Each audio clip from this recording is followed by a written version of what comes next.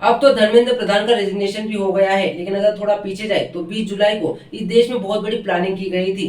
20 जुलाई को दिल्ली के जंतर मंतर में कुछ बड़ा होने वाला था। 20 जुलाई को स्टूडेंट प्रोटेस्ट कर रहे थे, लाठियां खा रहे थे, लेकिन स्टूडेंट्स के साथ न अभिजीत दीपके था, न सीजेपी के स्पोक पर्सन सौरभ दास और आशुतोष रांका, न विजेता दहिया था, न अरविंद केजरीवाल थे, न आतिशी मारवेना थी और न ही मनीष सिसोदिया था।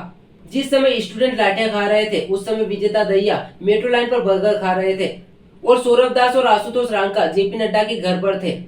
अभिजीत दीपके के हिसाब से सौरभ दास और आशुतोष रांका ग्राउंड पर प्रोटेस्ट में सिर्फ इसलिए नहीं थे क्योंकि उनको जेपी नड्डा के घर पर हाउस अरेस्ट कर लिया गया था, लेकिन सच्चाई कुछ और ही है दोस्तों। दरअसल इन लोगों को पहले ही गवर्नमेंट की तरफ से बात करने के लिए बुलाया गया था, लेकिन अभिजीत दीपके ने बात जानबूझकर स्टूडेंट को नहीं बताई। इन लोगों की प्लानिंग हजारों स्टूडेंट्स की भीड़ को किसी तरह संसद के अंदर पहुंचाने की थी और अगर स्टूडेंट्स को पहले ही इस बारे में पता चल जाता तो वो कभी भी संसद भवन जाते ही नहीं। ये जानते हुए भी कि हाई सिक्योरिटी एरिया में जाते ही वहाँ की हाई सिक्योरिटी फोर्स स्टूडेंट पर फायर कर सकती है, फिर भी स्टूडेंट्स को संसद भवन के अंदर जाने के लिए कहा गया। अगर दिल्ली पुलिस फायर कर देती और इस घटना में एक भी बच्चा मर जाता तो इनका काम बहुत आसान हो जाता। जिस दिन स्टूडेंट्स प्रोटेस्ट कर रहे थे उस दिन सीजेपी के सभी मेंबर अलग अलग जगहों पर थे और इसका सबसे बड़ा कारण था कि अगर 20 जुलाई को पुलिस और स्टूडेंट्स के बीच क्लेश में अगर कुछ स्टूडेंट्स मर जाते तो इन लोगों का स्टेटमेंट क्लियर होता, यानी अपने आप को आसानी से बचा लेते। एक का स्टेटमेंट होता कि सर मैं तो वहाँ था ही नहीं, मैं तो मेट्रो लाइन पर बर्गर खा रहा था। दूसरा बोलता कि मैं तो लोकल लीडर्स के साथ था और तीसरे ये दो लोग बोलते कि हम तो जेपी नड्डा के घर पर थे।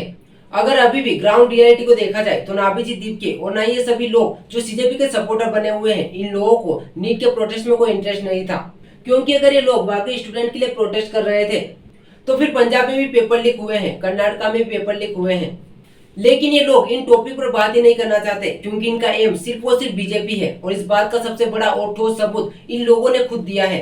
धर्मेंद्र प्रधान का रेजिग्नेशन होने के बाद ये लोग नशे में धुत होकर पार्टी कर रहे थे, जश्न मना रहे थे। जब बाद में मीडिया ने इन लोगों से सवाल पूछा कि अभी तक 21 नीट के बच्चों की फैमिली को कंपनसेशन भी नहीं मिला और आप लोग यहाँ पर नशे में धुत होकर पार्टी कर रहे हैं, 21 बच्चों की मौत का मुआवजा नहीं मिला, आपके लोग पार्टी कर रहे हैं, क्या बोलेंगे?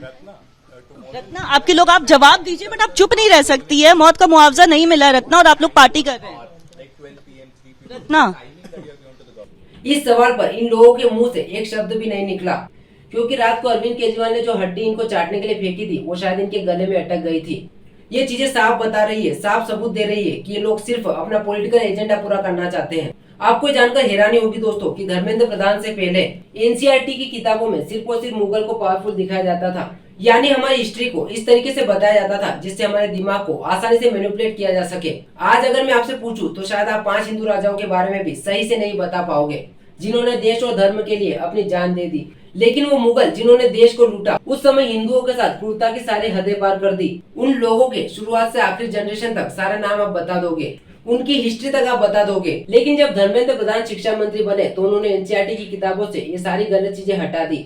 अब यहाँ पर मेरा सवाल इन सीजेपी वालों से है कि अगर धर्मेंद्र प्रधान का रेजिग्नेशन सिर्फ इसलिए मांगा गया क्योंकि उनकी वजह से नीट पेपर आउट हुआ तो फिर अब तो इन्हें बंगारप्पा और हरजोत सिंह का भी रेजिग्नेशन देना चाहिए। लेकिन मैं आपको गारंटी देता हूँ कि इन लोगों में से कोई भी ऐसा नहीं करेगा क्योंकि वहाँ पर गवर्नमेंट कांग्रेस और आम आदमी पार्टी की है। 21 जून 2026 नीट यूजी 2026 की री एग्जाम का दिन था। ठीक उसी समय प्रधानमंत्री मोदी दोपहर को दिल्ली एयरपोर्ट पहुंचे, लेकिन उनका काफिला तुरंत एयरपोर्ट से बाहर नहीं निकला। प्रधानमंत्री मोदी ने लगभग 45 मिनट तक एयरपोर्ट पर इंतजार किया ताकि उनकी सुरक्षा और वीआईपी मूवमेंट की वजह से दिल्ली की सड़कों पर ट्रैफिक की समस्या न हो, परीक्षा देने जा रहे स्टूडेंट्स बिना किसी रुकावट के समय पर अपने एग्जाम सेंटर पहुँच सके। लेकिन अगले ही दिन 22 जून 2026 को देश के दूसरे हिस्से से एक अलग ही तस्वीर सामने आई। बेंगलुरु जहां कांग्रेस गवर्नमेंट की सरकार थी वहां कांग्रेस की रैली की वजह से ट्रैफिक जाम लग गया। इस ट्रैफिक जाम के कारण कुछ नीट एग्जाम देने वाले स्टूडेंट्स समय पर एग्जाम सेंटर नहीं पहुंच सके और उन्हें एग्जाम हॉल में जाने नहीं दिया गया। ऐसी तस्वीरें भी सामने आई जहां बच्चे और माँ बाप रो रो कर परेशान हो गए, लेकिन इस पर ना तो ध्रुव राठी ना ही इन सीजेपी वालों का किसी का भी कोई भी स्टेटमेंट नहीं आया और ना ही एक वीडियो पोस्ट आया। जब सवाल अभिजीत दीपके से पूछा गया तो उन्होंने जो जवाब दिया उससे साफ पता चलता है कि अभिजीत दीपके की मानसिकता क्या है। लेकिन बेंगलुरु में जो भारतीय जनता पार्टी आरोप लगा रही है कि कांग्रेस पार्टी की रैली या कार्यक्रम की वजह से तमाम छात्र जो हैं वो रोने लगे, समय से अपने एग्जाम सेंटर पर नहीं पहुंच पाए। सरकार किसकी है? सरकार किसकी? नीट एग्जाम कौन ले रहा है? केंद्र सरकार ले दोगे? कांग्रेस की रैली या कार्यक्रम? अरे यार सरकार किसकी है? आप लोग क्यों दूसरों को टारगेट? सरकार किसकी है मुझे बताइए। सरकार तो वहाँ कांग्रेस की है। एक सेकंड, आप आपने प्रधानमंत्री के लिए कह दिया कि वो एयरपोर्ट पर रह जाएंगे तो बच्चों का भविष्य शायद सही हो जाए, एयरपोर्ट पे रुक जाए, तमाम बातें अपने प्रधानमंत्री के, लेकिन आप कांग्रेस पार्टी पर बोलने से क्यों बचते? जो सिस्टम है सवाल उससे होगा। कल को अगर कांग्रेस सरकार होगी इस देश में, सरकार तो वहाँ कांग्रेस की है। एक सेकंड, केंद्र नीट की एग्जाम कौन ले रहा है सर? नीट की एग्जाम कौन ले रहा है? हो गया अभिजीत भाई, नहीं बोलेंगे आप? बाकी लोगों से भी बात नहीं करें। बोलेंगे आप? कांग्रेस में नहीं बोल रहे हैं आप अभिजीत भाई? सर जिस दिन कांग्रेस की केंद्र में सरकार होगी उस दिन कांग्रेस के खिलाफ बोलूंगा इतना ना। तो बोल दीजिए कि गलत हुआ, नहीं करना चाहिए था कार्यक्रम। मुझे लगता है कि अभिजीत दीपके को शायद सेंट्रल गवर्नमेंट और स्टेट गवर्नमेंट के बीच का अंतर सही से नहीं पता। सेंट्रल गवर्नमेंट कोई भी हो, इसका सीधा असर स्टेट गवर्नमेंट के काम पर नहीं पड़ता। स्टेट की कानून व्यवस्था और प्रशासन स्टेट गवर्नमेंट के कंट्रोल में होता है। लेकिन अभिजीत दीपके यहाँ कांग्रेस को डिफेंड करते हुए सवाल का जवाब देने की जगह सवाल को दूसरी तरफ मोड़ रहे थे। सारा का सारा इल्जाम सेंटर पर लगाया गया क्योंकि सेंटर में सरकार बीजेपी की थी। आपने प्रधानमंत्री के लिए कह दिया कि वो एयरपोर्ट पर रह जाएंगे तो बच्चों का भविष्य शायद सही हो जाए, एयरपोर्ट पे रुक जाए, तमाम बातें अपने प्रधानमंत्री के, लेकिन आप कांग्रेस पार्टी पर बोलने से क्यों बचते? जो सिस्टम है सवाल उससे होगा। कल को अगर कांग्रेस सरकार होगी इस देश में, सरकार तो वहाँ कांग्रेस की है। एक सेकंड, केंद्र नीट की एग्जाम कौन ले रहा है सर? नीट की एग्जाम कौन ले रहा है? हो गया अभिजीत भाई, नहीं बोलेंगे आप? बाकी लोगों से भी बात नहीं करें। बोलेंगे आप? कांग्रेस में नहीं बोल रहे हैं आप अभिजीत भाई? सर जिस दिन कांग्रेस की केंद्र में सरकार होगी उस दिन कांग्रेस के खिलाफ बोलूंगा इतना ना। तो बोल दीजिए कि गलत हुआ, नहीं करना चाहिए था कार्यक्रम। 18 जुलाई 2026 का वो इंसिडेंट तो आपको याद होगा जब एक महिला ने अभिजीत दीपके के ऊपर सियाई फेंकी थी। जानते हो ये महिला कौन थी? ये महिला एक नीट स्टूडेंट की मां थी। इस महिला के बच्चे के नीट में लगभग 650 मार्क्स आए थे, लेकिन परीक्षा कैंसिल होने की वजह से इस महिला का बेटा डिप्रेशन में चला गया। ये महिला लगभग 2 दिनों से जंतर मंतर में प्रोटेस्ट कर रही थी और 2 दिनों तक इंटरव्यू भी दिए। इस महिला का कहना था कि वहाँ नीट स्टूडेंट्स के मुद्दों पर सही तरीके से बात ही नहीं हो रही थी। मैं किसी भी राजनीतिक पार्टी से संबंध नहीं रखती, मेरा कोई कनेक्शन नहीं है। जो ये कॉकरोचेस हैं, कॉकरोच पार्टी है, ये नीट की वहां कोई भी बात नहीं कर रही है। वहां पर पॉलिटिकल एजेंडा है, जय भीम के नारे लग रहे हैं, ये दलितों का मूवमेंट है। सोचिए इस माँ के ऊपर क्या बीत रही होगी जिस बच्चे के भविष्य के लिए ये वहाँ लड़ने गई थी। इस प्रोटेस्ट में उसकी आंखों के सामने कुछ और ही बातें हो रही थी। वहाँ ऐसे ऐसे नारे लगाए जा रहे थे जिनका नीट स्टूडेंट्स के मुद्दों से कोई रिलेशन नहीं था। बस सीता के पति का नाम ले लेके नीता के पति का काम कर रहे हैं।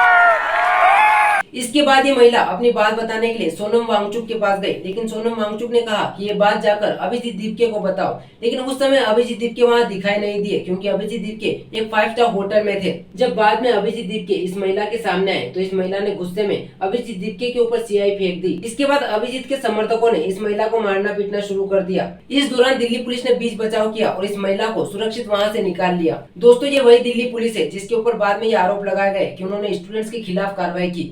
बिना पूरी सच्चाई जाने बहुत से लोग इस बात पर खुश थे कि स्टूडेंट्स ने पुलिस के साथ मारपीट करके बहुत अच्छा किया। किसी भी घटना को समझने के लिए पूरी तस्वीर को देखना बहुत जरूरी है, लेकिन जब लोग सिर्फ एक ही एंगल से सब कुछ देखना शुरू कर दे तो उन्हें मैनिपुलेट करना बहुत आसान हो जाता है। इस पूरे प्रोटेस्ट में हिंदू धर्म को बार बार बीच में लाया जा रहा था। हमारे भगवान श्री राम के बारे में गलत बातें कही जा रही थी कि जय श्री राम बोलेंगे। मैंने बोला बोलो भाई, मैं जय संविधान बोलूंगा।